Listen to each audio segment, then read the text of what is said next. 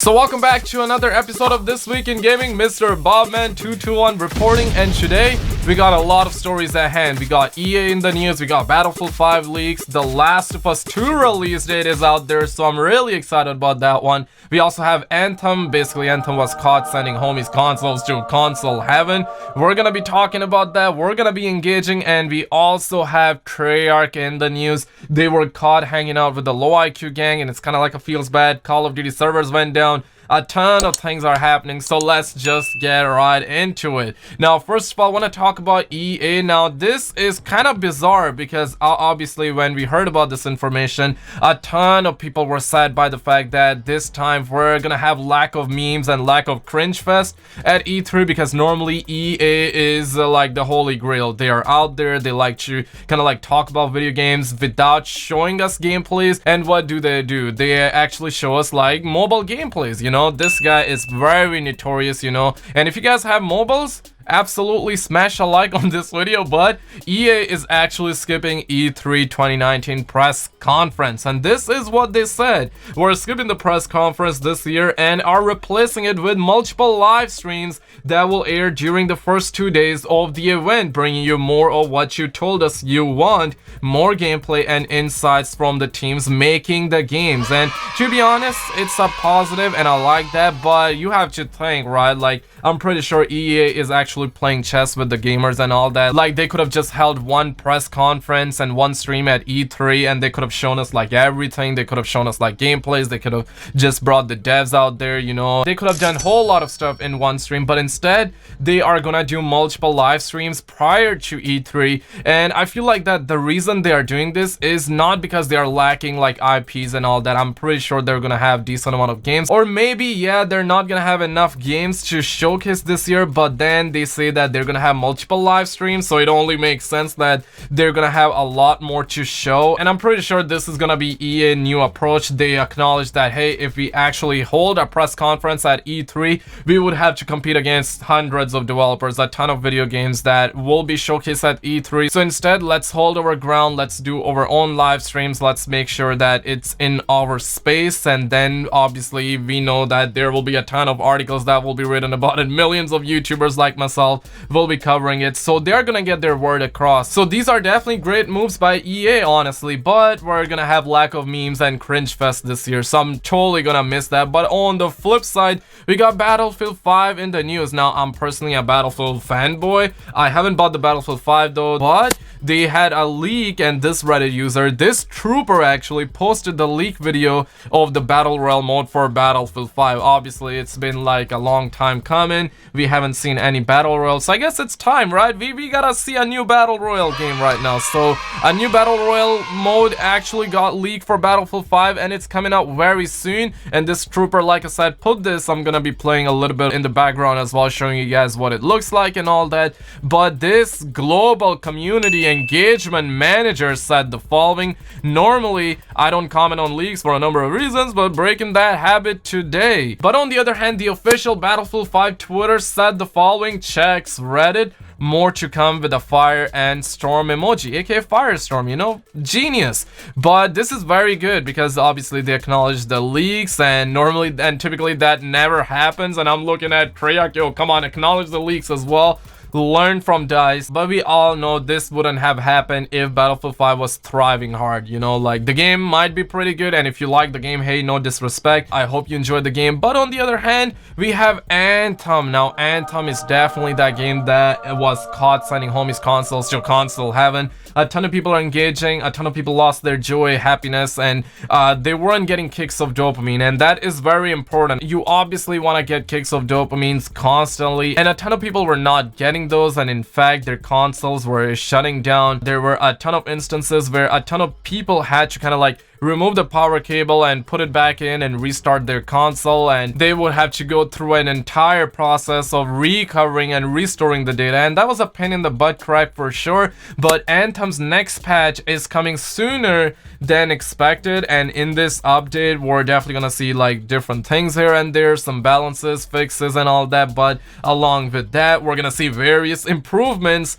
to stability and audio and all of that. So that's good information, and I'm pretty sure a ton of people actually like Anthem, but at the same time I'm saying just hold on. You do not want your console to be sent to console heaven without notice, so don't play just yet. Wait for this patch. And if you can, totally wait a couple more days after we receive this patch, because we never know, something else might break, or you know, something else might get sent to heaven or something like that. So absolutely hold on. We're gonna wait for the testimonials, and obviously I'm gonna be covering all the news and gonna keep you guys in the loops on the channel. But on the other hand, we got Devil May Cry 5, and this is actually a success story in a way, because this is what this article says.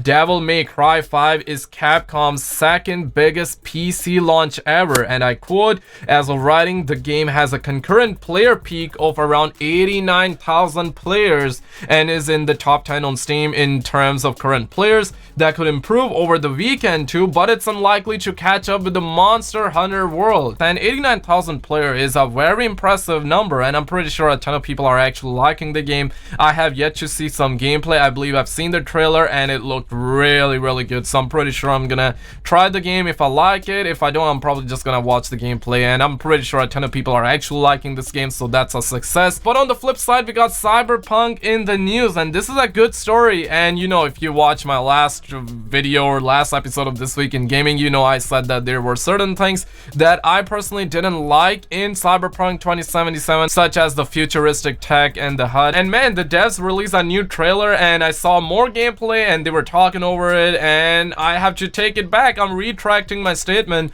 and I'm personally super keen on this game. But unfortunately, the devs said that the production is far from over. And we gotta think about it. This game was first teased back in 2013 and was showcased at E3 a little bit after E3, I believe. Like at E3 they showed this game to select few people, select few industry insiders, and they later on released I believe 48-minute walkthrough gameplay, something like that, and that was last year. And this year they dropped this and they say that it's far from over. And to be honest, like, massive respect and all that, because I do not know any devs other than Rockstar Games for sure, but they are also under a whole new controversy, so we're not gonna be going there. But this game is looking promising, and I'm personally really hyped for it. I hope that it gets released in a year's time, something like that, because I'm kind of missing GTA, because we do know that there is nothing going around regarding GTA. There hasn't been any leak whatsoever, so I think that GTA 6 would be a next-gen console game, and Cyberpunk 2077 could literally be a cross-gen game where we see it on PS4, Xbox One, and also next-gen, because next-gen is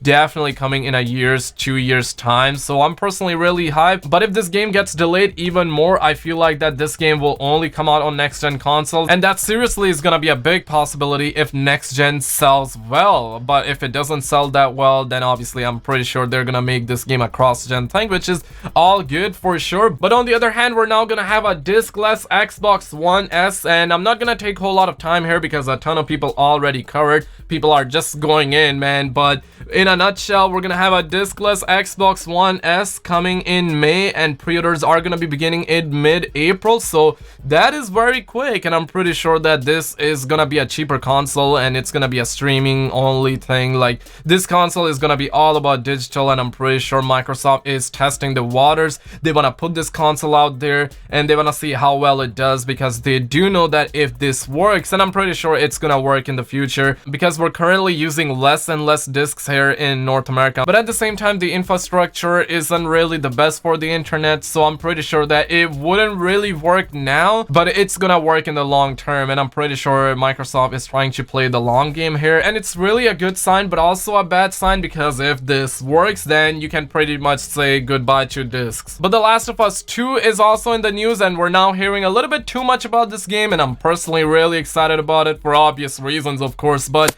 a Peru gaming retailer by the name of Law Gamers put up this. And at the bottom we can see October 2019. Now a ton of people are actually engaging. Some people aren't believing this. A lot of people are actually believing this because it's coming from Law Gamers, and we have seen a ton of other stuff kind of get leaked like that as well. I personally remember the Zombies Chronicles DLC for Black Ops 3 that was leaked, I believe, from a Mexico retailer, right? So things like that always happen, and I personally do believe that this one is actually legit. I do believe that this year at E3 they're just gonna show more gameplay. they're gonna reveal the release date as well, and October is actually very likely, so I'm personally really excited about it. But on the other hand, Call of Duty is in the news. Now, servers went down. Now, this trooper right here said the following: I'm trying to log into my Call of Duty account on Black Ops 4, but when I do, it gets stuck on constant loading screen. I can't back out or do anything besides shut down the game. And Activision replied by saying, hey there, our servers are currently undergoing maintenance. Please hang tight until this is finished. To keep updated on the servers,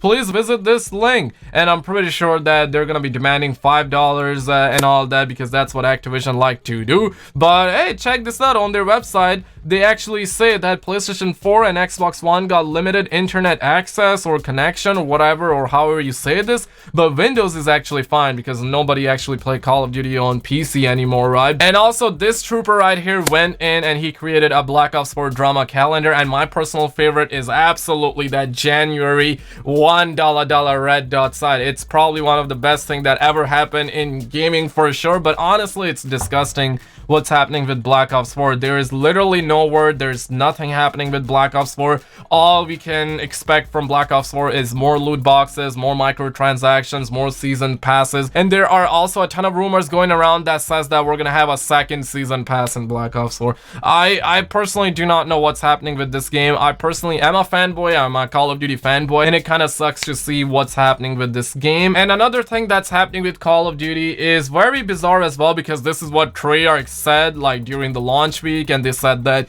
we're gonna have the leaderboards next week, and 5 months later we haven't got it. And ATBI actually responded by saying, we recently made changes to Call of Duty Stats API to further safeguard the privacy of individuals' game data based on requests from players.